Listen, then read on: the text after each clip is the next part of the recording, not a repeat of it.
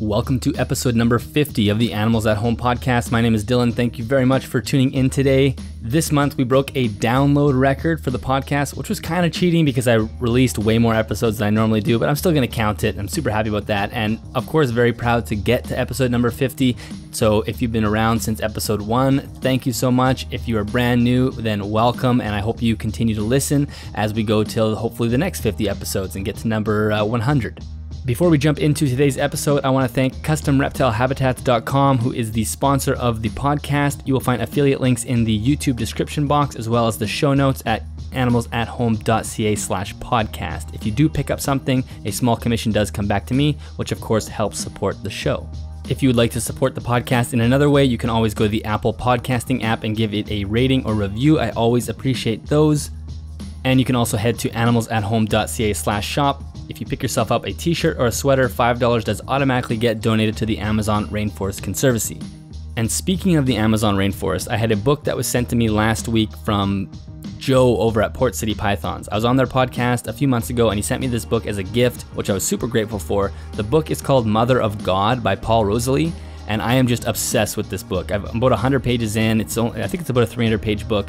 And if you're somebody who likes adventure, likes learning about animals and the rainforest, which I'm sure all of you would, this is a book for you. It's a true story, and I cannot put it down. But really why I'm bringing it up is because it makes me even more proud that Animals at Home has been able to support conservation of the Amazon rainforest. So Animals at Home, I make quarterly donations or so to ARC, which is the Amazon Rainforest Conservancy, and the parcel of land that ARC has that they've purchased to conserve is maybe only like 100 or 150 kilometers away from where most of this book is set, in the heart of the rainforest in the Peruvian Amazon rainforest. So it's just amazing to read this book and learn all about the Amazon in this really intense way and know that Animals at Home is doing a part to protect exactly what's in this story. So super grateful for that. And another interesting segue, getting back to Joe from Port City Pythons, he has put together an incredible event this weekend, May 2nd at 5 p.m. Eastern called CritterCon Live. Now this is a virtual reptile education event. The point of this is, of course, everybody who's in the reptile education business is currently out of work right now due to the coronavirus. They can't do their typical traveling from party to event to teach kids or adults about reptiles, and their income has stopped. So this is an event that we're all going to get together, and tickets are only $5. All proceeds go to these businesses that are right now out of work. There are 4 different businesses that are going to be presenting: Crosstown Exotics, Snake Discovery, Roaming Reptiles, and Coral Black Exotics. Of course, Crosstown Exotics and Snake Discovery have been on the podcast as well. And I think even if you can't be there live, you will get a copy of the replay, which is really neat. So if you can spare the $5, or if you are interested in attending the virtual event, or maybe you have kids that would love to watch that, I think this would be a great event. I will definitely be there. I bought my ticket yesterday and I'm looking forward to it. All right, on to today's episode. Today I'm speaking with Liam Sinclair, who is a really interesting reptile keeper out of the UK. He is currently working on a bachelor degree of animal management, which is a degree that would help you actually work in a zoo setting. So we discuss that. We also discuss how to do proper research for your reptile when you bring them home or before you bring them home. We discuss, we analyze animal welfare in captivity. What are some cues that we can use to help have the animals teach us how they want to be cared for? We discuss morphs, we discuss varying snake diets, and of course we discuss UV and infrared. And the conversation was really, really fascinating, just, in general discussing where the hobby is headed. I hope you enjoy the show. Here's my conversation with Liam. Liam, welcome to the show. Thank you very much for being here. Thank you for having me.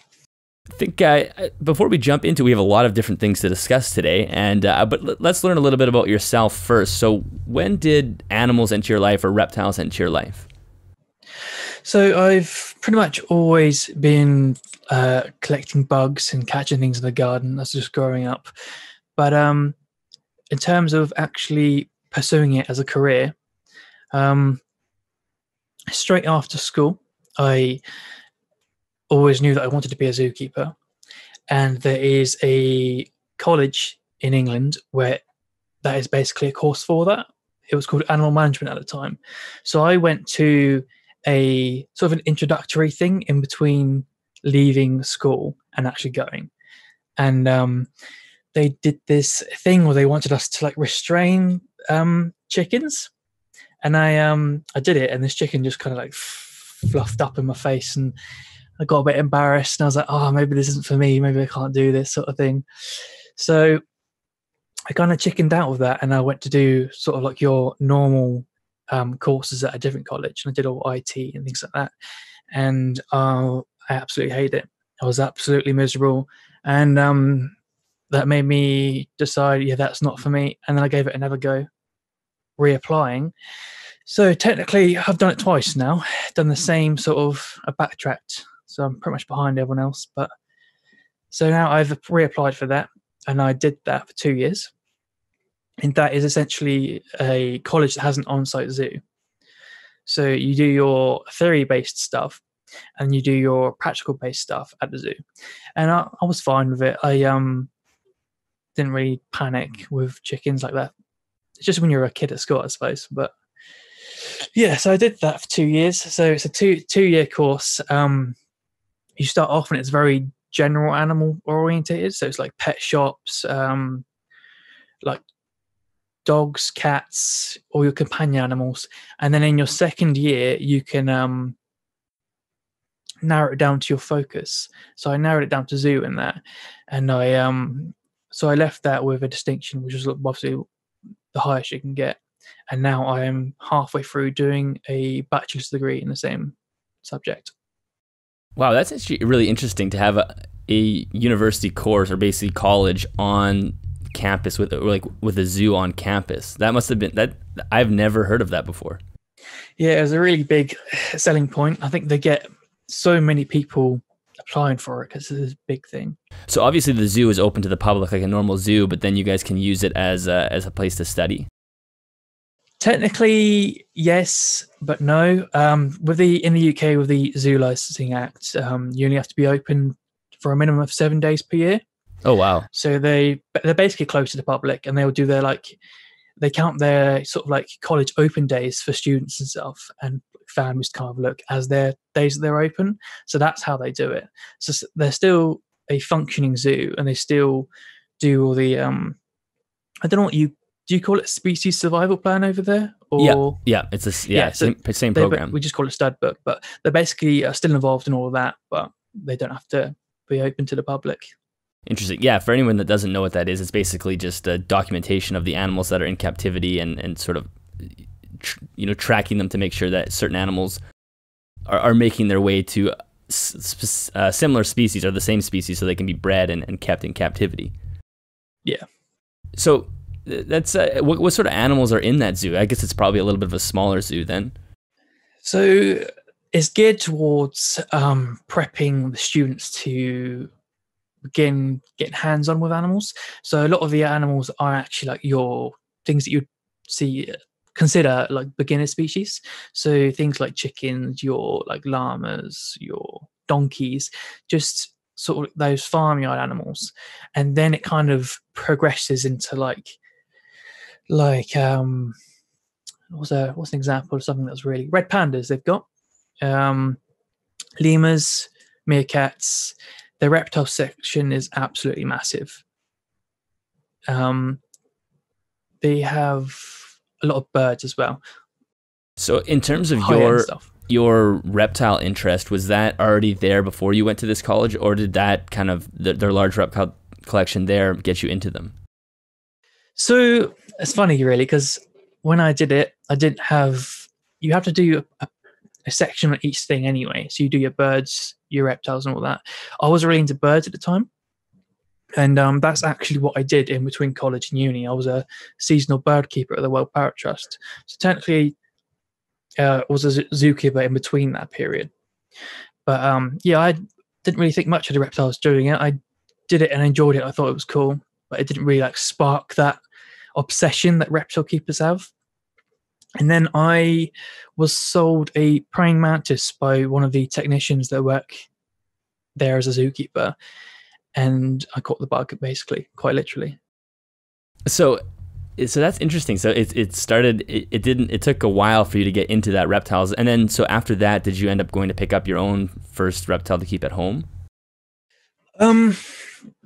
I kind of went mental with the bugs first for about a year. I think I had about 80 praying mantis. Oh my at gosh! one point. Yeah, and I really liked all the cockroach species and things like that. It wasn't till, because we have to do a work experience unit, so we have to go out in the field and do all this documentation of like how we've actually done things in a working environment. I did it at a local reptile shop as one of the times, and they actually offered me a job after like 5 days. Nice. So it was there which I really got into the reptile side of it rather than the inverts. And then I brought home a snake sort of thing about 3 months later and kind of got obsessed after that. So in terms of because obviously you have this pretty high standard of care, or at least that's what we're working towards, and that's what we're going to talk about today. Did you start with that? Like when you first got your very first snake, were you already obsessed with having a very high quality of care, or did that come after?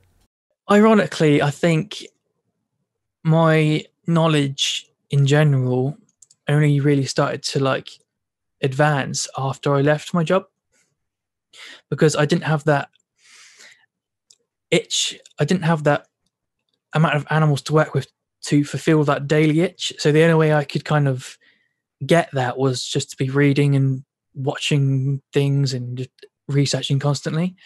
Whereas I'd be at work all day, I would. It's a bit sketchy, really, but we didn't actually get breaks. So you'd be working all day and you get home and you're knackered, and that was it. So it was just that. So I didn't really need anything else to fill that. So it was after that I really got into it. But whilst I had the actual snake during, I was kind of like halfway. It wasn't really anything bioactive or anything like that. It was just sort of that naturalistic sort of stage. What kind of snake was it, or is it? Mexican black king snake. Oh, okay, it is. That's what I thought. So that's interesting. So once you kind of moved away from the job, you obviously needed to fulfill that interest of fulfilling your life with animals, and you went to start kind of going into the research. So let's talk about this. Let's talk about proper research, because that's a really big part of what we want to talk about today. And the reptile industry, reptile trade is full of all sorts of strange myths and folklore husbandry, and we've talked about that on the show a lot. And I think an important skill for people to grasp is how to do research for the animal you're getting. So, well, actually, maybe we'll start with this concept. For me, this is how I think of it. I wonder if you think of this as well. When I get a reptile, I don't think of it as a pet. I think of it as a project. I think of it as it's encompassing a bunch of different things: research, setting up the enclosure, trying to replicate natural environment. And I think there's a lot of people that don't think that way. Some people think they just want their leopard gecko and that's what they're interested in rather than the environment. But what do you think? Like, do you conceptualize getting a reptile as more of a project as well? Yeah, definitely. I think I probably enjoy setting up the enclosure and working out things probably more than the actual care itself, to be fair. Mm-hmm. Yeah, it's interesting. I wonder if that is just a personality trait, or if that's just because once you get into it and you set up your first enclosure, you realize how fun it is. I think maybe, I don't know, maybe it's, do you know, they say you have like sort of a left and right side of your brain. Mm-hmm. Some people are more arty and creative. Maybe it's that sort of side and you just enjoy the sort of creation of it. Yeah, that's what I wonder, because the creation is hugely fun, but it can be a lot of fun as well just doing the research. And so let's talk about that, doing proper reptile research. And I think this is a topic that you can talk forever on. So do you want to just jump right into that? Oh, it sends me into a rage. The amount of myths that you see perpetuated online. But I'm kind of cheating in a way by the fact that I'm doing a degree and it was taught to me in like a formal way rather than having to be self-learned sort of thing. But in terms of proper research, I think people need to realize that just watching YouTube and looking at care guides is not enough. You're basically only going to get so far. I think it should only be considered as just that sort of mental draft in your mind before you look for the finer details. So in the way that we were taught it at uni, you broke things down into websites, books and journals. And I think you can probably include YouTube videos and things like that in with websites. But you can say that websites, although they're fast and good to look at, anyone can make it, and it's just you see all the websites saying, oh yeah, put your bearded dragon on Reptile carpet, and it's just things like that that are so easily snapped up, even though it may not even be true. So people need to realize that they need to start looking at studies and books that have been peer reviewed by science itself and other scientists, because if you look at the actual research that's published, it differs so much from what you'll read on just care guides. Yeah, it definitely does. And it's almost like there's little artifacts of things that worked 15 years ago that have just remained in the hobby, like the tiles for your bearded dragon or the carpet and things like that, and nobody questions it. And like, I've always been hesitant to make any sort of care guide or anything like that because it feels a little bit awkward. And I actually did, like a long time ago, maybe 2 years ago now, on YouTube, I had a day gecko care guide, and it had lots of views, probably like 15 or 20,000 views, and people really liked it. And I eventually realized it was the worst thing ever. Like it just, I didn't do enough research to make a care guide. So I just pulled it off of YouTube because I just felt bad. It just didn't feel as complete as it could have once I did more academic reading. So it is tricky because a lot of people aren't interested in diving into academic or peer reviewed sources, right? Yeah, it's hard, especially when some of it is hidden behind a paywall. You might initially start off with that interest and then get to the point where you're like, I'm not paying for that, and just back off straight away. Or even the language might be a bit too formal, or just there's a lot of jargon involved as well. So that might put people off. But I think that you're going to find things in that is not going to be in a care guide. The problem with a care guide is that it feels too fixed, and it feels like once you've fulfilled and you've gone, okay, A, B, C, I've done that care guide, I'm doing it perfectly. There's more nuances to how to do things rather than just black and white. Yeah, exactly. And typically your care guide is your skeleton instruction of how to care for the animal. But when you dive into peer-reviewed research, you actually learn about how the animal behaves in the wild, how it responds to certain environmental stimulus, what sort of environmental niche does it fill. None of that information is inside a care guide. So in terms of somebody that's wanting to do some research, what do you recommend? What do you recommend they do if they're going to jump in and want to research an animal that they're going to get? So if you're not wanting to jump into a journal straight away, a really good tip that I used to do with customers when I worked at the shop was there's a website called iNaturalist, and that is basically people that go out and it's like birders and herpers, and they'll take pictures of where they found it and I'll do a GPS location of that. So what I will do is if I want to keep that species, I will look that up and I'll find maybe a town or a city that's within that range, and then I'll go on like AccuWeather and see what the humidity and the UVI and the temperature readings for that area was, and see how reliable that is with care guides. Because even care guides in that differs greatly from what you actually see from there. Oh, totally. And that's the same process I do. I love watching weather patterns and looking at, and a lot of times you can find national parks, which are good because they tend to not be as urbanized. You're not getting like the city temperature. You're getting like a natural temperature in that region. And iNaturalist is a fantastic website. You can find any animal that's been, a photo of it in the wild.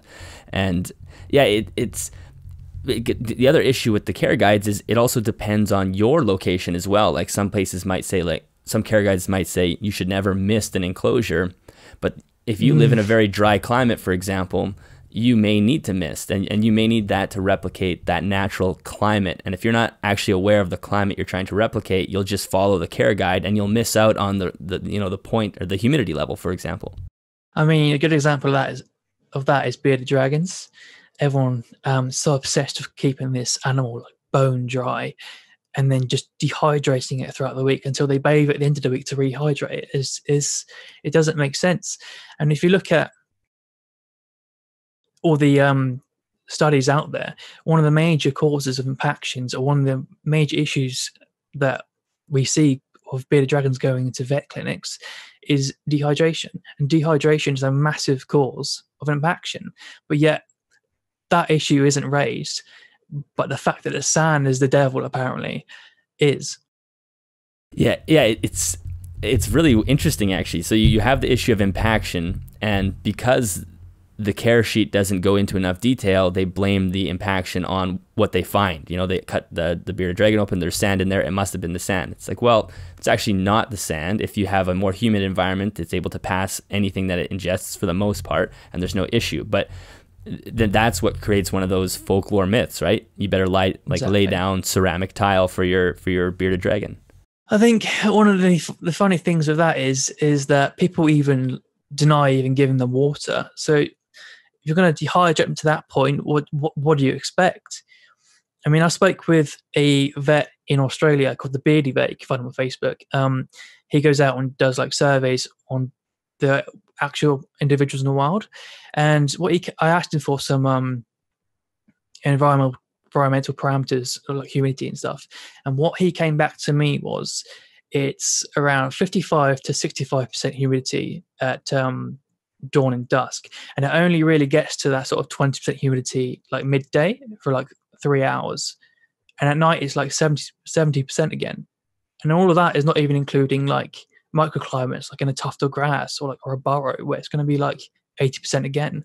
So for the vast majority of that day, that bearded dragon actually is in higher humidity amounts in the wild. Yeah. So is the general practice on like a typical bearded dragon guide to make it bone dry, super low relative humidity, and then they actually take it and put it inside a tub of water at the end of every week to make it to let it drink? Or it pretty much that's what you see a lot of the time. It doesn't really make sense. And then another thing people do, if they're breeding the bearded dragon, or even if it's just infertile eggs, even the people that swear that like sand is evil and like it's going to cause impaction, and if it's going to like the beard is going to look at the sand and just keel over. When they want to get eggs out of the animal, they'll put it in a big box of sand. Yeah, exactly. So all of a sudden it's okay to use because the animal wants to dig, and they know that. It's kind of funny. I was watching one of Dave Kaufman's videos, and he's got some great videos for going into these natural habitats and finding the wild specimens of what they look like. And recently he was in Australia, or I think it was recently, and he found some bearded dragons, and there's a whole bunch of just funny comments saying, "Wow, I can't believe like the environment isn't covered in newspaper or tile or something." See, there are people that realize that, and they come at it with sarcasm because they realize that isn't the reality. But there are people out there that will like viciously attack anyone that keeps their animal on sand. I mean, I got told that it was either I was going to hell or God's going to punish me because I kept my bearded dragon on sand. And then I mentioned the fact that I spray down my bearded dragon in the morning and the afternoon, and that sent him into a rage. Yeah. So what kind of substrate what kind of sand is it? Is it something specific? So I am using a 50-50, actually it's not really 50-50, I don't really measure it, but it's a mixture of topsoil to play sand. And obviously we all know that play sand is obviously rounded, like really like smooth, round particles for children, so it's not sharp. So that's less of an impact internally. And I think it's like 5 inches deep. And she lays her eggs in the enclosure. The concept of those humidity cycles throughout the day is really interesting. That's something that I really dove into with my day gecko, for example. Is a lot of these places have really high humidity at nighttime, just because the sun just kills the humidity during the day, especially if you're in an arid environment. But even in a rainforest environment, the sun can really do a lot to the humidity during the day. But at night, these humidities do spike. So that concept of having once the lights go out, raising the humidity is actually a really natural part of most of these animals' environments. Yeah, exactly. I even will spray down the king snakes as well now. Yeah, and something else that we had talked about kind of off just in private message was discussing with YouTube and how popular it is. You have these characters on YouTube, these pet tubers who I don't know I think they almost get stuck in like a rock and a hard place where they need to create content. So they create these care guides, and these care guides are essentially just reading off the last care guide that they read. And there's no concept of trying to replicate this animal's natural environment. And it is in a lot of ways a detriment to the hobby, isn't it? I think it's really quite damaging to the hobby itself. Ammunition to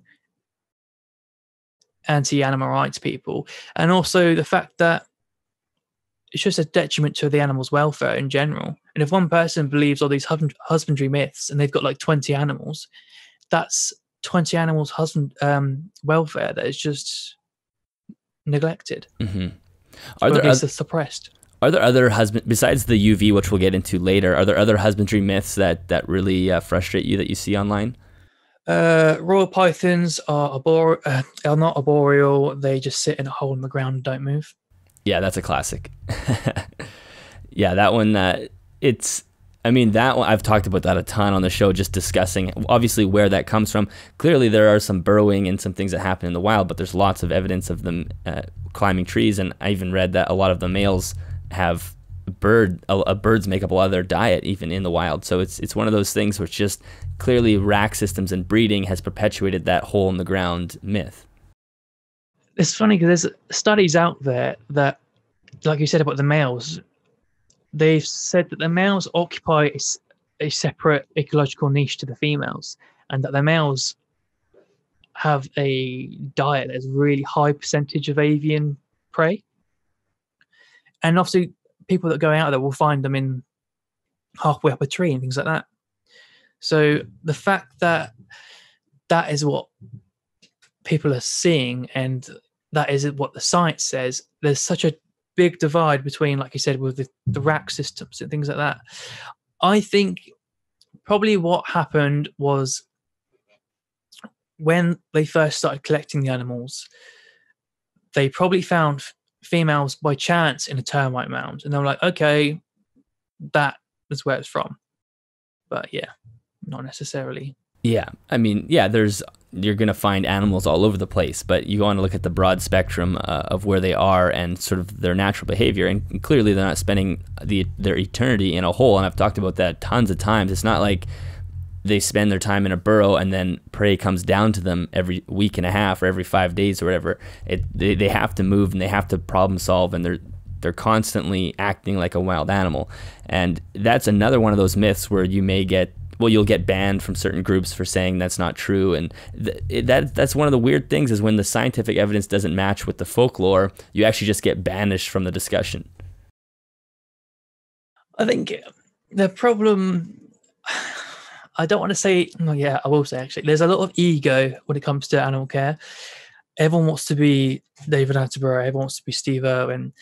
People can have like a few animals and have done research regarding reading care guides and stuff, and that's it. They're a genius.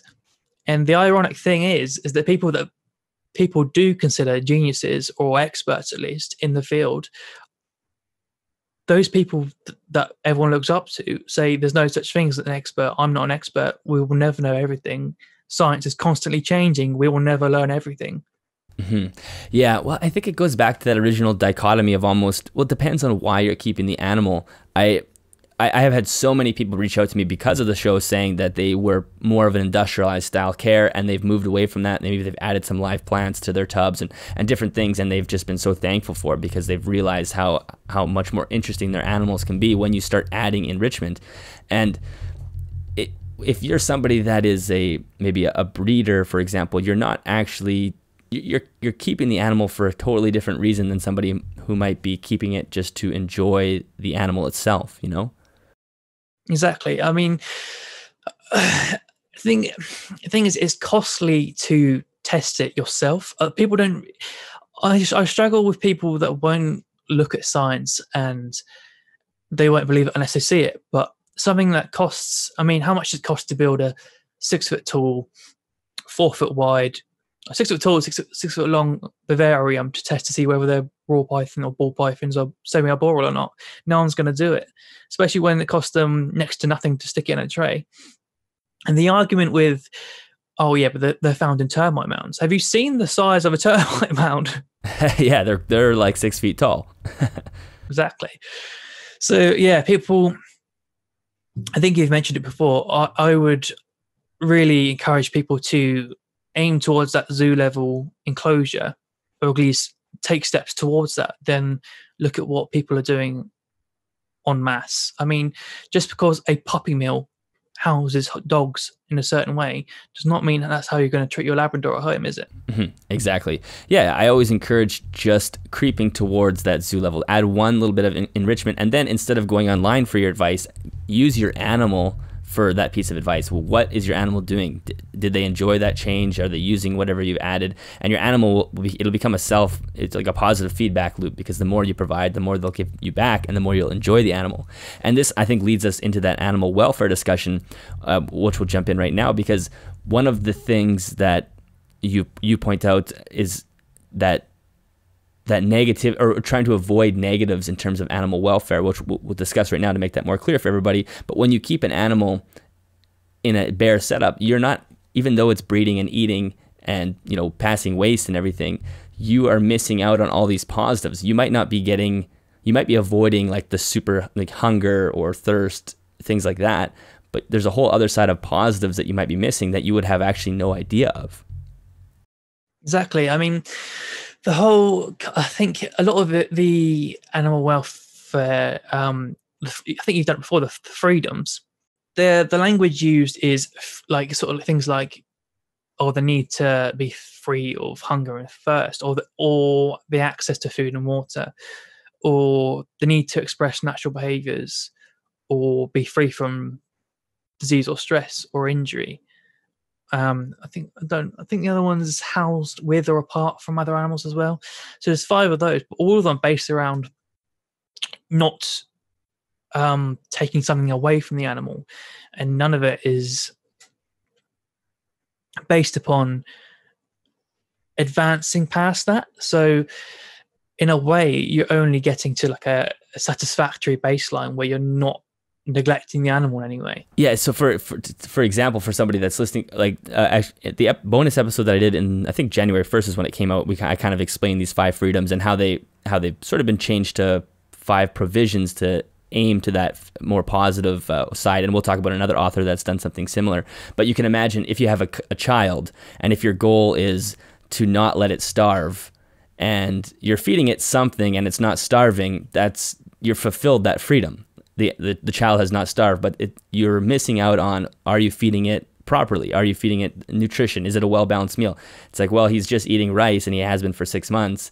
He's not starved, but it's not the healthiest way to go. So that's what we mean. When we only focus on negatives, you might be checking all the boxes. They're not thirsty, they're not hungry, they have a space, but you're going to miss out on really the most of the picture. Exactly. I mean, even when the negatives, I think the people who want to keep things in like trays and that sort of industrial style, just even based on the negatives, the argument falls apart. I mean, even just a photo period, the whole thing falls apart, let alone like prey diversity or things like that. Yeah, no, totally. Yeah, that's right. Even with the basics of that negative side, you can't go too far down that list in a industrialized breeding setup. So let's talk about that paper from, I'm not sure how to pronounce her name. Is it Melfi or? Vicky Melfi, yeah. Melfi. Okay, yeah. So that was the paper I read this morning, and this was a really interesting paper, just discussing how basically this concept of when we look at a zoo enclosure, we might be missing out on a bunch of positive behaviors or positive welfare because we are just focused on the negative side. And we actually have not done enough work to know if what we're providing in captivity is appropriate for each species. Exactly. The problem is we've concentrated so long on the negatives that we don't actually know what the positives even are.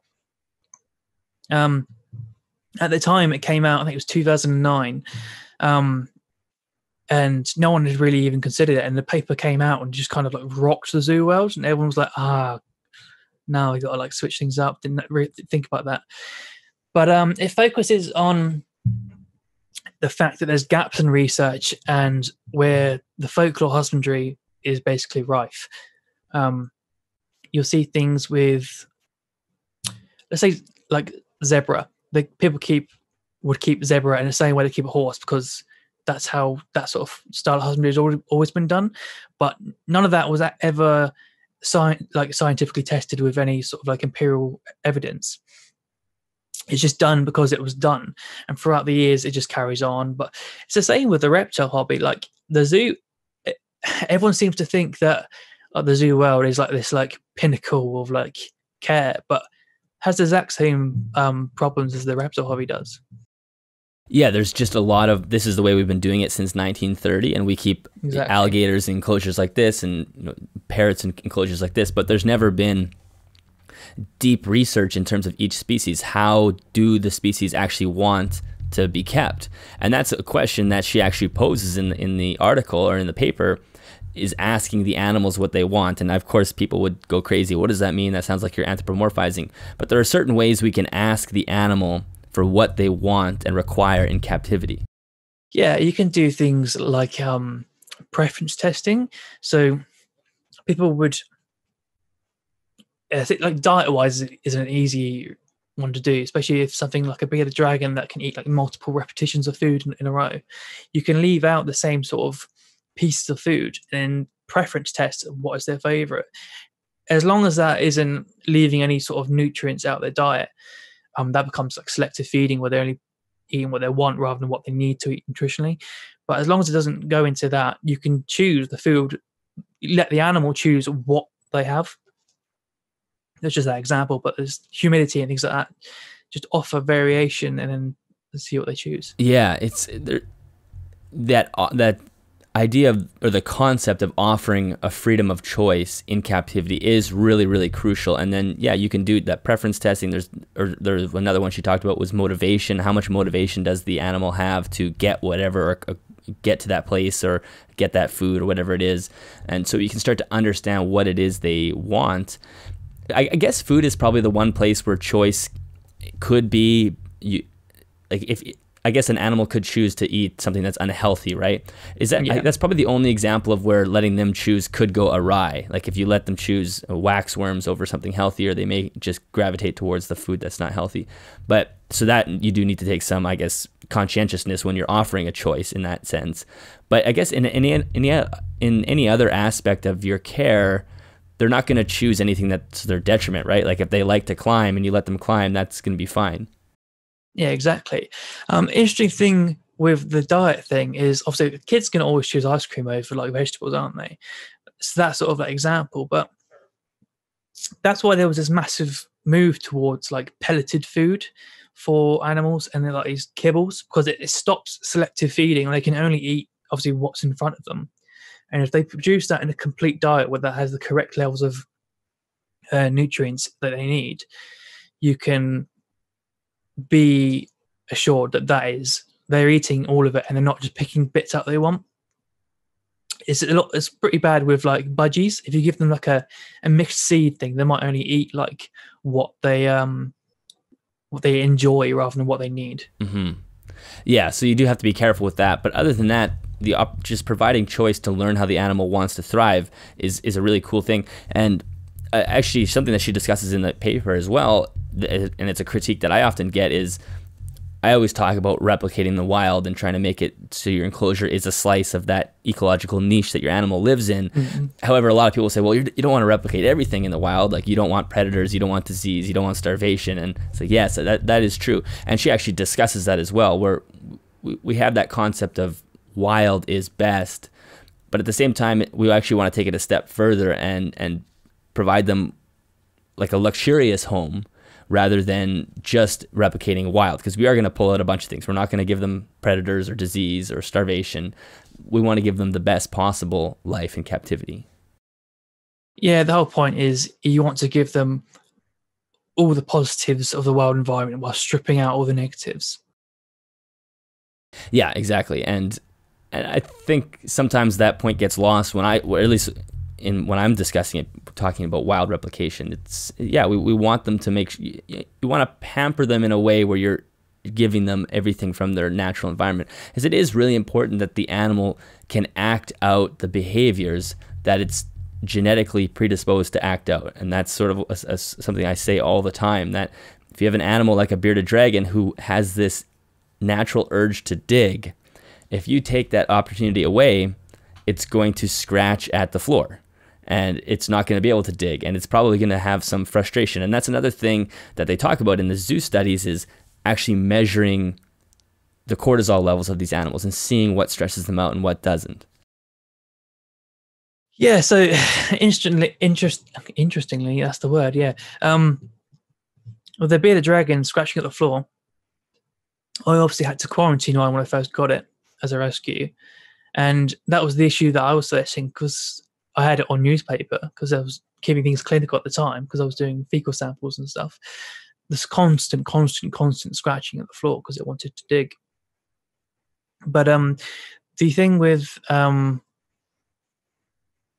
sorry, what was you said about the cortisol levels. I was just discussing if they get stressed from not having certain access to behavior. Yeah, the only issue is that the actual action of testing blood withdrawals can actually elevate it itself. But so the only really way is that you can do it is by a fecal sample. Look at it that way after they've already done that. But yeah, you can test it that way to see whether in a stressed environment. There's a difference between short-term stress and prolonged stress of being in a poor environment. Mm-hmm. That's right. Yeah, and one of the other kind of holes in the research, like we were saying before we started recording, is that a lot of this research is done on mammals, and then even more so a huge chunk of the mammal research is done on primates, and then even more of the research is done on great apes. So when you look at all the zoological studies or the studies that are being done in zoos, the fraction for birds and reptiles and fish is almost nothing. Minuscule. Yeah. So there's really just a giant hole in terms of how to care for these animals. And there definitely is. I mean, I think it was a 10-year study, wasn't it? And in that entire 10-year period, there was only 14 studies done. Was it 14 or 16? 14. 14. There was 14 studies done on reptiles compared to the hundreds and hundreds done on mammals. So yeah, there really is it's 500 on mammals or something, or maybe it was 600 on mammals. Yeah. Yeah, something like that. Something ridiculous by comparison. So there really is this massive gap in the research on just them in general, not let alone their husbandry. Yeah, so that's a really good point, is that we know very little about these animals, and keeping them in our homes is a privilege, and part of that privilege, in my opinion, should be you need to take the responsibility of learning how that animal, what it likes, so you can maybe pass that information on to somebody else.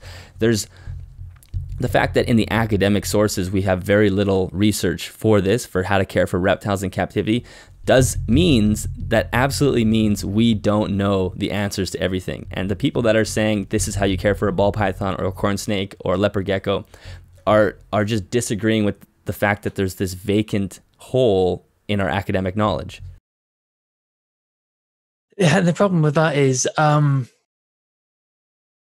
even if the research that is there says, yeah, you're not doing enough when they need all this, the science has literally proven it needs this, the response you get back is, well, not enough evidence there. So yeah, it's kind of a losing battle in a lot of ways. Exactly. I mean, there's a little bit more research out now after that Melfi study, because a lot of people saw the opportunity to concentrate on something that is obviously had very little done on it. But there's a lot of Uvb studies out now, and it's very easy to test whether something can utilize Uvb or not. And the amount of studies on snakes saying that they can use Uvb, I think we're talking species like corn snakes, Burmese pythons. I mean, there's a few studies that have a list of different species that they tested. I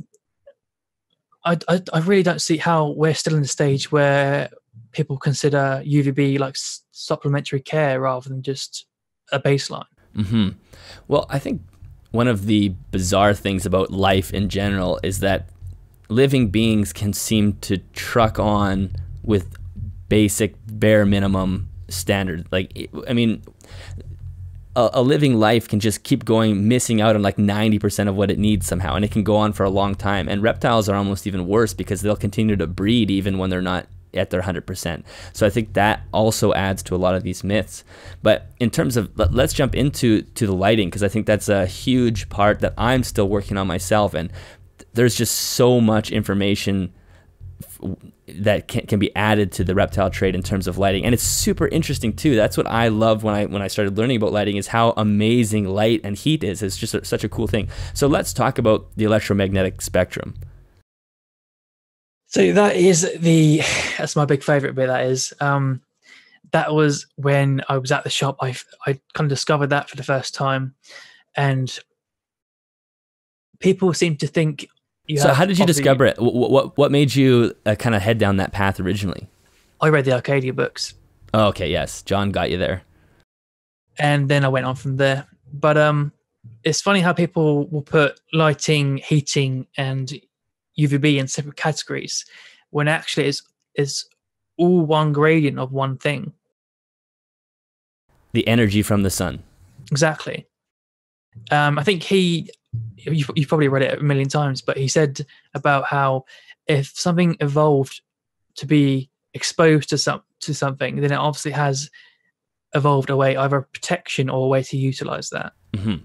Yeah, it's the animal being exposed to the sunlight. There's something biologically would have evolved to use or protect themselves from that sunlight in some way, meaning that the animal has mechanisms in place to handle the power that the sun is giving us. Yeah, I mean, so I've done the research for like essays and stuff that I produced, the one I sent to you that let you read, but the only things that really didn't utilize UVB in that way was a few species like carnivores, like cats, big cats, and polar bears were solely evolved to consume D3 orally rather than produce it in the skin. But that's because they're eating prey species that have produced it themselves using the UVB. But other than that, the majority of species, I'd imagine if you tested it case by case, the majority of species are going to be using it. So in terms of those carnivore studies, your large cats and bears and whatnot, or polar bears, are they not able to utilize any? Does their body not synthesize any vitamin D from the sun? So the interesting thing is that they would there's a precursor hormone called 25-hydroxyvitamin D3, which is a hormone that has been converted into that after exposure of UVB. So that is the baseline that science tests to see whether something used it or not, and they'll see whether there was a massive elevation after exposed to UVB. But in those carnivore species, it either didn't change at all or actually went down because they hadn't eaten something orally recently. So the thought there is that they don't use it. Right. But other than that, unless they have absolutely no exposure to light, like a deep sea fish or something, animals typically are using, including humans, by the way, we synthesize our own vitamin D using the UV rays as well, which I think most people are aware of. Although I think many of us are probably, especially those of us who live in the northern hemisphere that don't have or have a long winter, are definitely low on vitamin D as well. Yeah, the interesting thing with that is everyone's so happy and excited and joyful during summer because they're getting all that sunlight and they're producing that vitamin D3 within themselves, and that has a hormonal and a mental health aspect to it as well. So when everyone feels rubbish in sort of like January, February time, that's when we've all run out of our storage of D3. Mm-hmm. Yeah, it's one of my concerns right now with the isolation that we're in right now, and especially those countries if you're not allowed outside. Luckily, I'm still allowed outside, but now that the sun is coming out and it's warm and the tendency is to want to go outside and expose your skin to sun, I worry that, if we're already depleted at this point in the year, what happens when you go another month or another 6 weeks or 8 weeks? I don't know what will happen. I guess we'll find out. But it is incredibly important to the health of us, but also the health of our reptiles. So I think I really like that concept that you use of using the electromagnetic spectrum as like a baseline for your care. So maybe you could just talk a little bit about that. So anyone that doesn't know about the spectrum is that you basically have, I can't remember the actual measurements now, but I think it's 0 to 400 nanometers is everything in the ultraviolet spectrum. And then 400 to 750 nanometers is all your visible light, and that's all the light that we can see. And then 750 plus delves into infrared, which is heat and warmth. And then it starts going past that into X-ray and things like that. But they aren't really pertaining to the care of, unless you want to put X-rays in a Viv. But I think the way that people should consider it is, rather than, you put a light bulb there, you got that, you are trying to fill all that you can within that spectrum. So you've got your UVB fluorescent tubes. So you've got your T5 units that is producing tiny bit of visible light. UVA, UVB. So you've kind of got the majority of the UV covered there. There is UVC, but that gets filtered out with by the atmosphere. So that's not really part of the care. You don't want that in there. And then you've got the visible light, and that is just what you can see. So people, I think a good way to do it is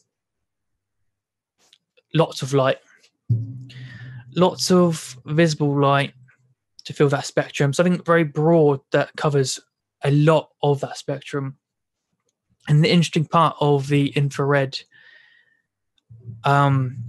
is that not all heat is equal. Yeah, let's dive into that infrared, because this is one of the issues one of the points in the trade where most people do heat completely wrong, including myself for half of my closures. The other half are good, but for the most part, I have not a good heat source, and I'm guessing many people listening don't have great heat sources for the reptiles. So let's kind of discuss that.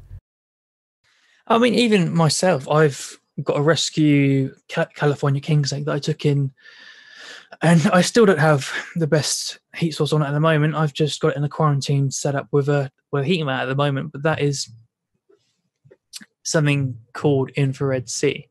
So you've got infrared A, B, and C, or you've got the other aspect of it is called infrared, near wave infrared, mid wave, and long wave infrared.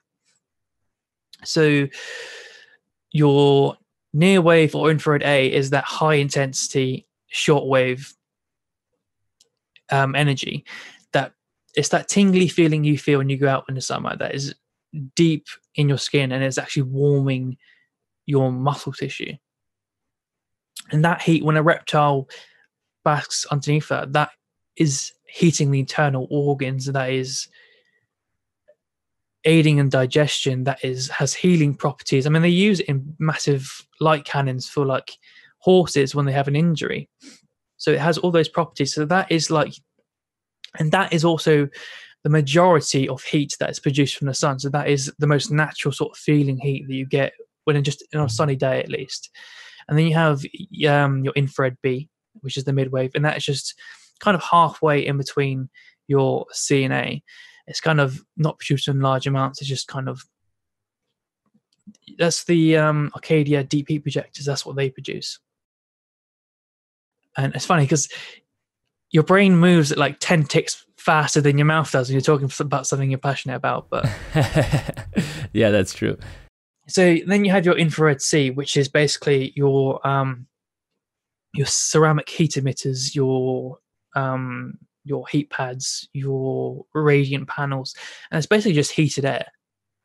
It's a way of heating that barely even passes the dermis layer of the reptile, so it barely even passes the scales. So they have to spend such a longer amount of time basking under that to get to the temperature that they want to be at, rather than that shortwave energy that they might actually spend like 2 or 3 minutes basking and then head back to cover. But in reality, that's only really good for like ambient temperatures rather than a basking temperature, or a basking spot at least. And ironically, typically heat mats are terrible for ambient temperatures just because they don't push heat past the surface really.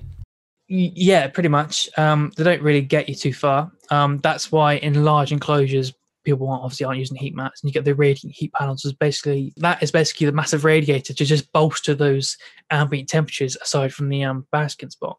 But you really aren't getting anywhere with that as a main heat source, because the animal might actually be absolutely boiling on their surface temperatures, and they're like panting and doing beta dragons with mouth gaping, but their internal temperature might be far lower than the optimal temperature they want to get to. Right. So you think you got the right temperature. It may even be like the basking temperature is 35, but 35 in infrared A is not the same is not the same as infrared C. Mm-hmm. Yeah, and I guess for those people who I think most will have be able to picture this easily, but that whole spectrum is just different, basically wavelengths of energy that come from the sun. And the further the UV have the highest energy level, and then you work your way through the visible light, which we can all see. And then as soon as you get into the infrared, it's the same as light. There's no difference except for it's outside of our visible range, meaning we can't see it. And as you work your way from near, mid to far, the wavelengths become longer and become weaker. So that's why the infrared A can penetrate deep into the body, and the infrared C is just basically hitting. It just hits the skin and bounces off essentially. That's why the temperature would be totally different between an A wavelength and a C wavelength. I love how you described that about becoming erratic and stuttering like me. Exactly, yeah. Just because it's one of those things you just want people to understand. We don't talk about it enough in the trade. People are starting to now, but in a lot of ways, it's one of those things where you get your heat mat and then there's your heat source. Exactly. I mean, with the bearded dragons, I hadn't really put much thought into it when I was working in the reptile shop, because obviously I knew the husbandry, I knew pretty much the satisfactory level. I never really thought much into it. But the mouth gaping they do, I started asking people, like, why do they do that? And people were like, that's just what bearded dragons do. But I'm like, yeah, but why are they doing it? Like, what is the function of doing it? And I bet it is to do with the external temperature of the surface being boiling. So they're trying to cool down, but their internal temperature is not up to what they want it to be. Yeah, that makes sense. So, or at least they're too hot, but they still haven't got enough UV that they want. So they're choosing to stay in that heat to get that UV rather than not. Right. So in terms of proper heat, we can't leave people without the good heat sources that you can use. Yeah. What do you recommend? Obviously, halogen bulbs are great. Deep heat projectors are great from Arcadia. Do you have any other recommendations? Are those your main go-tos? To be honest, I wouldn't really use I would use a deep heat projector over a ceramic. If you're going to go for a good infrared A producing heat source, I wouldn't bother with the deep heat projector. I mean, even John Courtney Smith has said that it was designed to go alongside a halogen just to bolster the infrared B levels. It wasn't made to be a sole heat source. So the cool thing about the deep heat projector is it can provide, I guess, nighttime heat, but that's also something that maybe we don't really need to be supplying as well. Well, I've gone about that in a really, I don't want to say creative, because it makes it sound like I came up with it, but I'd imagine people have been doing it for ages and just don't speak about it. Yeah, so good heat sources are obviously the halogen lamps and the mercury vapor. The only downside of the mercury vapor is that obviously it's producing UVB at the same time, and you can't be thermostatically controlled. But in terms of the nighttime heat, is what I have actually done is put lots of big rocks and slate beneath the basking spot. And I think it's even mentioned in the Arcadia books about how everything on Earth is basically what he described as a black body heat projector that absorbs all that shortwave energy and then re-releases it as infrared C or long wave energy as like heated air. Basically, it's like when you go to the beach and it's like if there's big rocks and you touch it, it's really hot because that has absorbed all that heat and it's just obviously re-releasing it. So what I've done is obviously centered that around those pieces of rock absorbing all that heat and re-releasing it. So I've got those ambient temperatures produced by the rock itself, and then the basking temperature for the snake to get deep in as the infrared A. But when everything switches off, because I've got everything on a timer, the temperature doesn't really drop for about 5 or 6 hours because the slate is just releasing it all. I set everything to go off at 8 p.m. and I might look at it at like 1 in the morning and the temperature hasn't really dropped much. And only in the early hours of the morning it actually drops down to like low nighttime temperatures that you want. Right. Yeah. And it's interesting. I think obviously having a nighttime dip in temperatures is healthy and normal, but it is really cool that you can provide that slow release temperature drop. It's not like the lights just go out and everything just goes cold.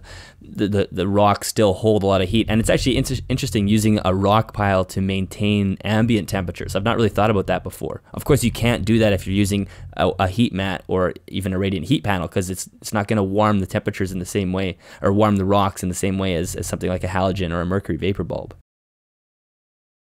Yeah, it's basically just a more natural source of the infrared C compared to all the heat tapes and heat mats, and a lot cheaper too. Mm-hmm. Yeah, that's definitely true. It's just controlling the temperatures can sometimes be a bit of a trick if you need a proportional thermostat to dim the bulb. Exactly, yeah. You can't just flick it on and off all the time. You give your reptile a stroke or something. And we're talking about like replicating nature. I mean, that's a far more natural way of heating.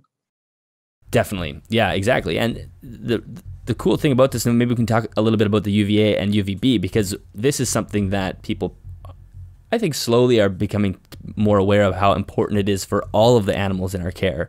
Snakes especially are something that seem to get shortchanged. But there is evidence that they utilize they synthesize vitamin D from UV. They're not part of that sort of large bear category of carnivores that are only getting it from their diet, right? I think the overwhelming evidence that there is like there's so many species been tested. I mean, it's either 25 hydroxy vitamin D3 either goes up after exposure or it doesn't. And a lot of stuff is all the snakes are doing it. Unless a snake is like purely fossorial and never sees sunlight, I'd imagine that the results would be the same. It's just that the way science works is we can't make blanket statements and everything has to be individually tested. But you can make husbandry decisions of your own animals based on what you see in science. So if a corn snake can do it, I'd probably, well, my opinion anyway, take it with a grain of salt, I'd probably hazard a guess that king snakes can too.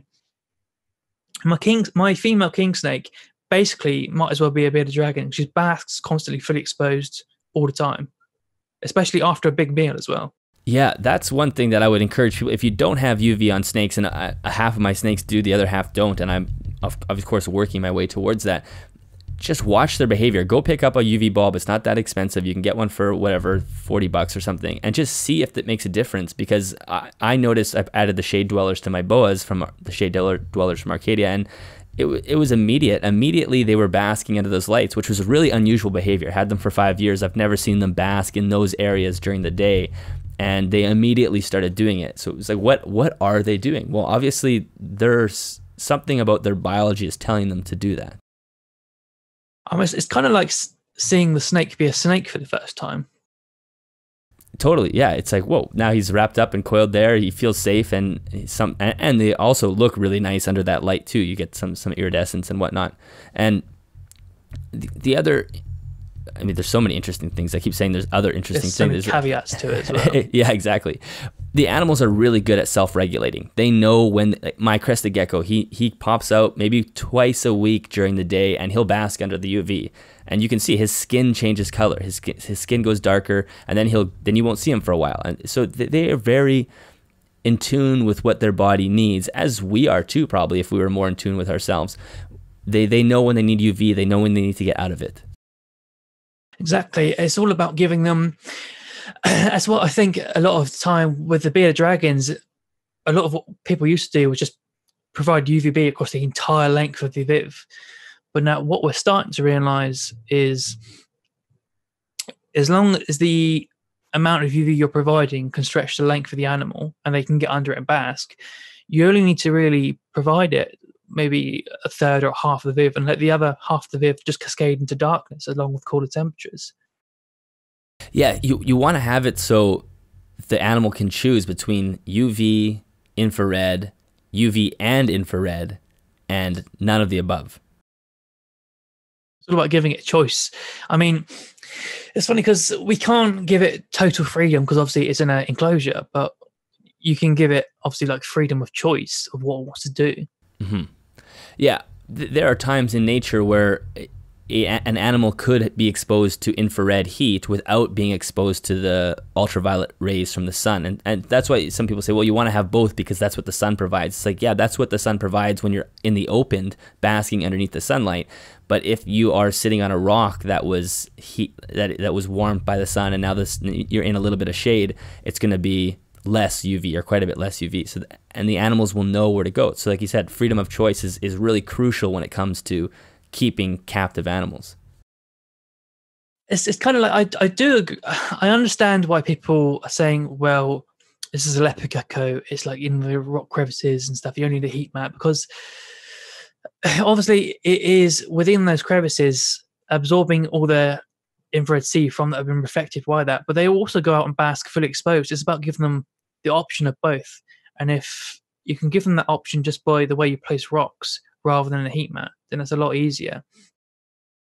And it's a lot more entertaining too, as a keeper. It really is, yeah.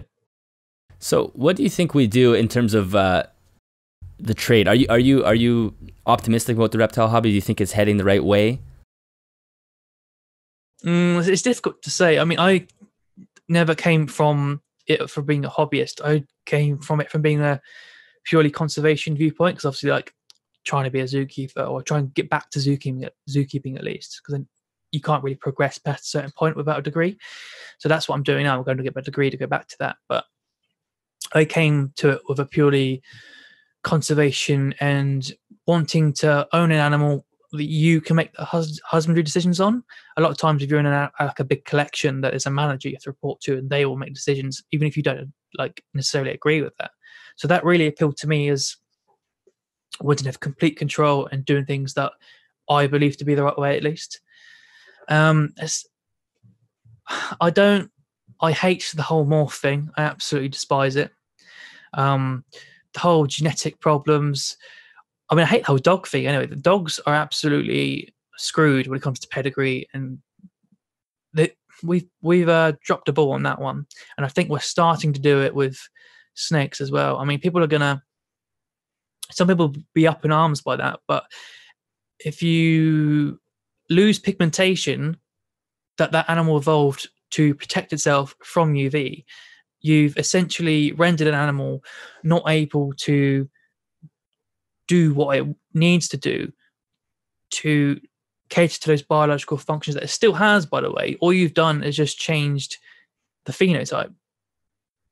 Yeah, and yeah. The morphs are really, it's from a totally purely scientific point, it's amazing what you're able to do in terms of the molding of genetics. Like, you take a wild type genetics and you breed it out 30 generations and you have something totally different. Like, that is fascinating. But at the same time, I'm totally with you in terms of there's something that the morphs do to keeping reptiles that pulls you away from the animal, and you're associating it with the skin color. Like you said, you're just looking at the phenotype, where people label their animals as phenotypes. This is this, this is this. And it's like, well, no, you actually have a ball python there.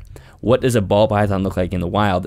The morph really, the concept of morphs just pulls you completely out of that. And it caters to a totally different type of person who wants to keep reptiles.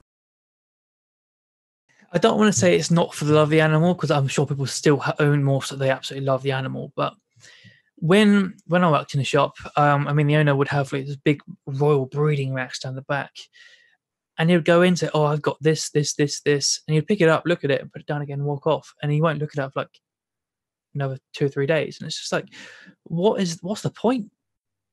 Apart from money, what is the point? Yeah. It's so yeah. I do wonder if that will slowly phase out. If we're going to start realizing that maybe the morph market is a little bit too crazy, and we need to tone that down a little bit, because it definitely doesn't aid to. So when I look at the reptile industry, I have to ask myself the question: what is the value of it? Because we're constantly being attacked by people who don't want us to keep animals. So I think as a keeper, you need to be able to answer that question: what value do you provide? And when I started going down the naturalistic route, I started hitting a wall. If I'm just trying to replicate this natural environment, should my animal just be in the wild? Is there any reason for me to have this at home if I'm trying to replicate what it would have in the Amazon rainforest, for example? And I think there are some really good reasons to keep animals. Conservation is a huge one. Giving someone a purpose is a huge one. A lot of really advanced keepers actually contribute to the scientific literature in a lot of ways. Like there's some breeding, endangered species and whatnot, but morphs don't really click into a purpose. Or, you can't say, if someone says, why should you be allowed to keep reptiles? You can't hold up your spider ball python and say, look at this is what we did. Well, no, most people are going to say that doesn't hold water. Yeah, I mean, I struggle with the ethics of a lot of stuff, because a lot of what we go through as part of like our degree is like the ethics of things and why we should keep things in a zoo anyway. So I struggle even more so with private ownership of exotics. The only reason that I think is that it's educational, is the mental health aspects to humans themselves. Obviously things are in captivity anyway. It can't really stop it now. There's also going to be people breeding, but there's also the fact that the zoo and reptile hobby does kind of fluidly go back and forth. I mean, a lot of zoos, unless it's something really endangered, there is no species survival plan for or a stud book, and they do just buy from the hobby.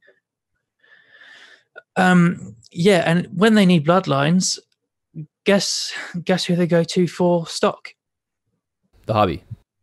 And if they don't know, if they need tips on husbandry, guess who they go to for information? Yeah, the hobby. Exactly. So I think it does contribute in a way, but as soon as it starts getting into the morphs and stuff, we just lose all value. And people that argue otherwise, you're talking rubbish.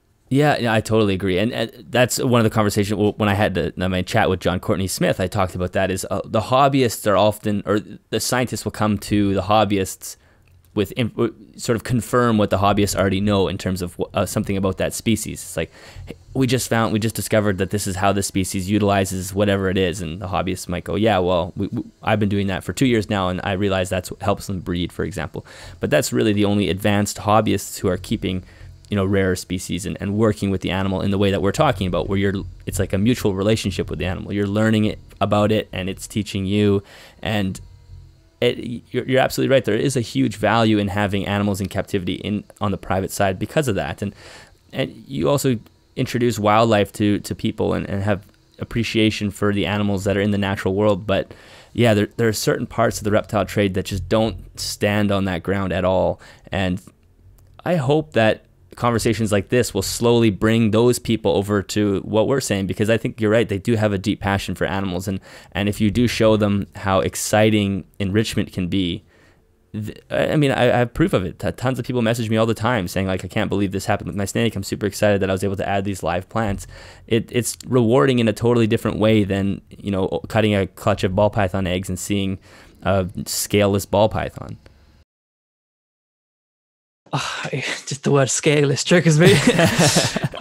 Yeah, exactly. I think that there is like that massive benefit to it. I mean, I think even people, I'm going to butcher his name. Is it Brian Barzak? Barczek. Yeah. Yeah, that guy. He started his new zoo, hasn't he? And I think I was watching a video before we started this, and you can see him getting excited about how he's actually observing animals differently. And I think he is starting to realize. I mean, there is no justifying the industrial style or denying the science other than the fact that it makes you feel guilty to look at, so you deny it and deny it and deny it over and over again. Yeah, no, it's so true. You see these reticulated pythons who are 12 feet long in an 8-foot enclosure, and you have to defend that with all your might, because it's really hard to defend. And as soon as you get to see an amazing snake like that climb up a tree, you go, oh God, what have I done? I think I do sympathize to a degree, because it is people's living. But if you were going to do that, you could have chose a high-end animal and then just house them the proper way and produce fewer numbers, but for a high amount of money. Yeah, that is the other. It's hard to not, like, stepping on toes of breeders can sometimes feel bad. Like, you're right, it is a livelihood, but I think if we can there's so many great breeders out there who provide environmental enrichment, and who are working towards the well-being of their animals. And yeah, they might be more expensive because they have a smaller collection and the animals take up more space, but I'd rather pay more for an animal coming from a breeder who had enrichment for the breeding stock and space than one that came out of basically a mill, you know? Exactly. I mean, I struggle with it. I mean, I'd love to breed. I do want to give it a go. It's just the fact that other than just churning out reptiles which you have no control husbandry after you've let them go, that's kind of why I chose quite a pricey species to keep if I wanted to breed them in the future. With the MBKs, I'm obsessed with them at the moment. So I wanted to make sure that if people were going to make that financial investment, such a high end, well, it's not really high end, it's got a mid range at this point, but people were going to pay money for it, they were going to at least care for it a little bit better. I mean, with leopard geckos, you can get them like ridiculously cheap over here. I've seen them sold for like £10. So people are like, well, I'm not going to spend X amount on all this UV and etc. when I pay £10 for the animal. Yeah. Yeah, I have a video coming out later this week, which will be already out by the time this is published, but just talking about some of those beginner tips for beginners getting into the hobby. And one of the pitfalls you can fall into is assuming that the reptile hobby is super cheap, because you see the $10 or the $20 leopard gecko and you go, oh, this is great. And we don't do a great enough job of picturing like this investment in a lot of the animals is the small part. The investment needs to be the enclosure and the lighting and the heating and the setup. And that's what you want to be thinking about coming into the hobby. You don't want to think about, well, I'm just going to spend my $20 and then buy this Tupperware tub and then I should be all set. I mean, interestingly, there's people out there that are... The thing is, when you're producing lots of animals, to house the offspring, people don't want to give them big, elaborate enclosures for a temporary animal they're going to keep for like 3 months and then sell again. So it's a struggle to house all those animals and try and cater to all those welfare points.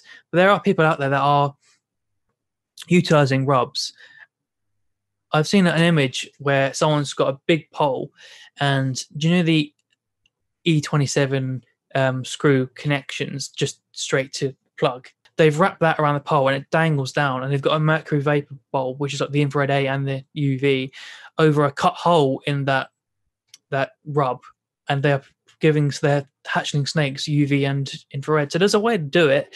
It's just that people have limited space and people are always going to use shortcuts. Yeah, exactly. So, well, I guess that's, hopefully we're more optimistic about I think there's lots of people coming in that are like the way we think and trying to treat it as more of a conservation effort and a personal project on your part. So I hope that becomes more popular, and because that's really interesting. I've never seen anything like that. Providing UV for hatchling snakes is an incredible idea, and those are the ideas that really need to be highlighted. That's what I want to see on YouTube. I don't want to see the latest pet tuber laying ceramic tile down for their bearded dragon.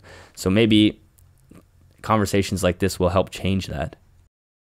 Yeah, I mean, another thing that people don't realize is that people know that glass filters out UVB, or at least I hope they do, but people assume the same for the lids of, do you call them rubs over there?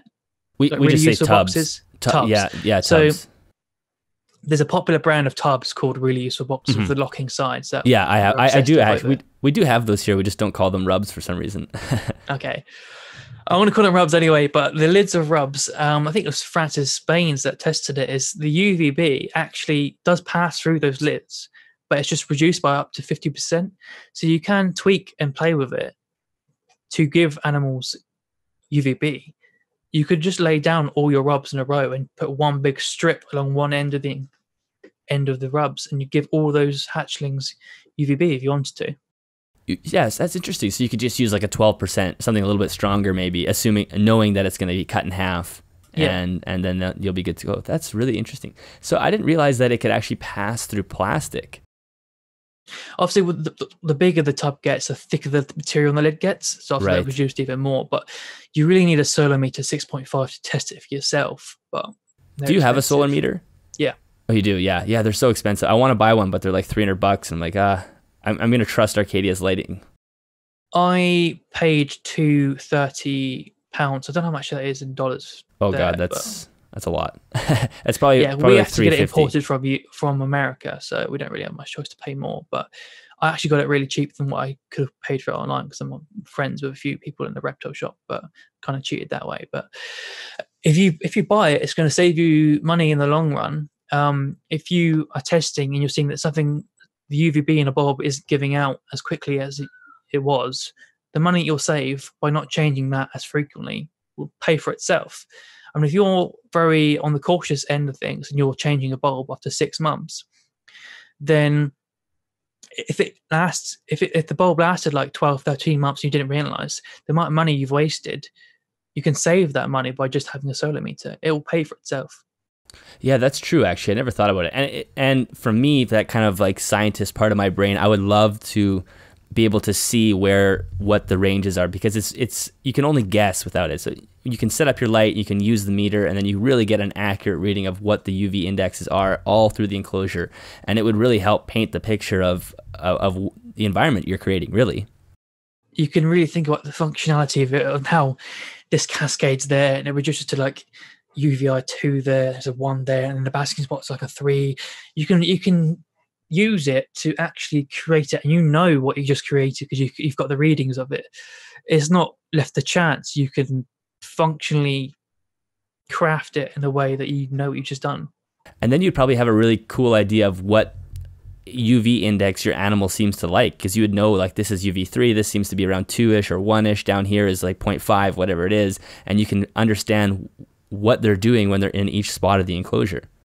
Exactly. I mean, I got kind of attacked for a comment I left on Dan Kaufman's videos where he went out to the retics in Asia. I kind of said, what's the point in spending all that money on flights and stuff, and then you don't take UV readings or anything out there? You just take like humidity and temperatures. He did reply to me. He said it's expensive to buy. I'm like, how much did you spend on flights though? That's true. Yeah, it would have been really cool to see the UV index there. I mean, that's why herping in itself is really important, because people will go out. There's some people that are really interested in going out into the places where the animals they keep are from, and they'll find wild animals and then test exactly where they were basking from and get wild indexes. Yeah, and that would be super helpful to just add to our knowledge in the industry. Is just continue to add people who are doing that, who are going out with their solar meter and their hydrometer and their thermometer and just measuring everything. I know there are people like that, but it would be cool if we could make like a I don't know, is there a database somewhere of that collection? Not really. You see a lot on the Advancing Herpetological Husbandry on Facebook, but you don't really see much. Bearded dragons, there's a lot on it. Beardy Vet has published a lot, not necessarily in a formal paper sort of style, but he's produced a lot of like charts on Facebook in an image format, and they're so easy to look at. I mean, even just wild weights he's taken. Obesity in beardies is a massive issue, and you see what a wild gravid female is compared to what your captive female. I mean, the average gravid female bearded dragon that he found was like 380 grams, and the majority of beardies in captivity, they must be like what, 400, 450 grams. And they're not even gravid at that point. And they're not even gravid. So the average, sorry, it wasn't even 380. It was 280 grams for a gravid beardie. So, yeah, and the average for just a non-gravid female was like 250. So when I rescued my beardie, I've gradually got to lose weight, and I wanted to be around 300. I don't want it to be like at sort of like struggling for food survival rate in the wild, but just a little cushy level above that, where you're still slim and you're still lean, and there's not that much visceral fat around the organs, sort of thing. Oh yeah, it's so easy to overfeed reptiles. I think we don't realize how little they eat in the wild and how long they can go between food. And you're right, the obesity is huge, and it is really, like, even in that Kaufman video where he was catching those wild retics, even those snakes, the size they were was pretty small, right? They were small, they were very lean looking, which is totally different than these big, thick, huge snakes that just kind of slug around on the floor that we see in the wild or in captivity. It's funny because we see like athletes with like extremely low percentage body fats and like muscle definition, and we don't see them as like disgustingly skinny or that is like the pinnacle of health in some people's opinions. So I don't see why the same doesn't pertain to reptiles. Yeah. So in terms of really good Facebook groups, Beardy Vet is great. In advancing herpetological, what's that one called? I don't know why I'm forgetting it. Advancing herpetological husbandry, just basically trying to advance husbandry. AHH, yeah. That's a great group. I'm there all the time, and I've had a few. Sam Parrott was a guest, and he's a mod on there as well. Or maybe he's an admin or a mod, and it's a fantastic group. If you're just looking for basic questions, anything that's on there. Are there any other groups on Facebook that you use? Reptile lighting. Oh yeah, that's a great one. I tried to start one advancing herpetological nutrition that I added YouTube, but I didn't really put much time into because I was at uni and stuff at the time. But there's a lot of studies on like nutrition and stuff. Like a chick, like day-old chick compared to a mouse, nutritionally there isn't much difference. Everyone thinks that these chicks are like waste products and there's nothing in them, which is why they're like considered like dirty food, but not. There is not much difference between a mouse and a chick. The paper didn't say feed this instead of, but he said there's no reason why you can't use the two interchangeably. I go off on a tangent really quickly. I'm sorry.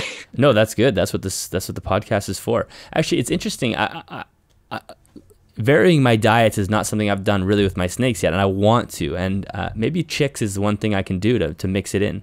My snakes eat better than I do. So you vary their diets a ton? Yeah. So at the moment they get mice, rats, chicks, quail eggs, infertile bearded dragon eggs. They get rockfish, they get salmon. I know there was more. Oh, multi-mammoths. I'm pretty sure there is more. I'm just forgetting something. So you have the Mexican Black King and the California King. Do you have any other snakes? Just those two. I've got two Mexican Blacks. I've got a male and female pair, and I just rescued this Cali King from the shop I used to work at, which is absolutely disgusting conditions, by the way. Oh gosh. So in terms of the feeding, that's really interesting because that goes against one of the main myths in the reptile trade is you shouldn't vary the diet of your snake because then they'll go off food and they won't eat. Now, Mexican Black Kings and king snakes they're kind of like garbage disposals in a way, like they will really eat anything. But I'm pretty sure my boas will as well because they're such good feeders. They eat all the time. So how are you varying it? Is it kind of like every time you feed is going to be something different from the time before? So what I do is I buy, because the issue people have this is that I can't buy bulk of everything, but I'm lucky enough that I have a reptile shop within like 15 minutes walk from my house. So I'll buy mice in bulk and they'll be my baseline. And then the random days I say, I'm going to feed something different today, I'll just walk down there and buy something different. That's cool. Yeah. And it's also one of those things where once you implement a varied diet, you might not actually notice really much in terms of, but you need to know that you're supplying different nutrients and different enrichment, different flavors. I mean, I don't know what flavors, but different scents, things like that. And it is, and it is going to provide something different for the animal. And if you don't notice anything physiologically or behavior-wise, it's still worth it. Yeah. The other issue to that is you have no idea what that animal was fed on. I mean, everyone knows so much about like you need to gut load your live food insects for your insectivore species, but you have no idea what that breeder fed that mouse or rat, or even if it's good quality, it could be like really high fatty, really high protein food that's not necessarily best for that species, but got them to grow faster for them to euthanize and sell. So even just like if you're feeding mice or rats alone, it's good to like change suppliers now and then just so you're varying potentially what the nutritional value is. That's so true. That's a really good point. Yeah, you definitely don't think about gut loading the feeders. I think that's gut loading rodents as feeders. And I know people who have enough snakes to breed their own rats. That's why one of the reasons they do that is because they know what they're kind of putting into the animal. Is there any other topics that we haven't discussed that you really wanted to chat about today? We've covered a lot. I could keep going all day, to be fair. That's good. That's the kind of person we want to have on the show. I mean, I can't think of anything at the moment, but I'd imagine like 20 minutes after we stop, I'll be like, oh, I just said that. But yeah. Well, I think you are a person who's always researching and studying, and you're kind of going into an interesting career path as well. So we should definitely have you back on at some point, and then we can continue to talk. So until then, maybe we'll start to wrap it up. Okay, yeah, sounds good. Well, Liam, I really appreciate you dropping by, because this was a really fascinating conversation. I love talking about this because this is, I think, the conversations that help people expose them to different ideas and sort of motivate them to try new things. And there's so much we don't know about your animals that you keep at your home. And as a keeper, you can do a lot of experimenting yourself. And I hope that that's what people get from a conversation like this. Is there a place where you want to direct people online to find some more about you? I might as well do it. Yeah, I just started a YouTube channel where I'm going to go into like the science behind stuff and try and include studies within the videos themselves. I didn't really want to plug it because I hate the whole like subscribe to me begging thing, but I might as well do it since I asked. But yeah, it's Animalia. Yeah, I recently just first video I properly produced was how to do that research properly using papers and stuff, and I go through step by step how to do it. So. Yeah, it's a great little video, and we kind of covered it some here, but it's more in depth on there, and I'll put it in the show notes. So I'll ask you to subscribe so Liam doesn't feel like he has to ask for subs. Go check out the channel. I think it's going to be a great channel once you start putting out some more content. Liam, thank you very much. This was a pleasure. Thank you very much for having me. There you go. All right, that brings us to the end of the episode. Liam, thank you very much for joining me. That was a great conversation. For the listeners, thank you so much for listening. If you want to find any more information about this episode, you can find it in the show notes, animalsathome.ca/podcast. In the show notes, I've included any of the papers we discussed in the episode, as well as links to the solar meter if you're interested in looking at what that is, and any of the Facebook groups that we mentioned. They're all there, so you don't have to go Googling for them. Again, I hope you go check out CritterCon Live. I have links to that in the description below. Even if you aren't able to attend, if you can spare the $5, I know that the folks doing the presentations would really, really appreciate it. Thank you very much to CustomReptileHabitats.com for sponsoring this episode of the podcast. If you are interested in picking up a really neat universal rock background, Arcadia lighting, or a maximum reptile enclosure, definitely go check their website out. Of course, a commission does come back to me, which helps support the show. And if you want to support the show in other ways, please go share the content on social media. I really appreciate that. Or head to animalsathome.ca/shop and pick yourself up a t-shirt or a sweater. I will see you guys next week.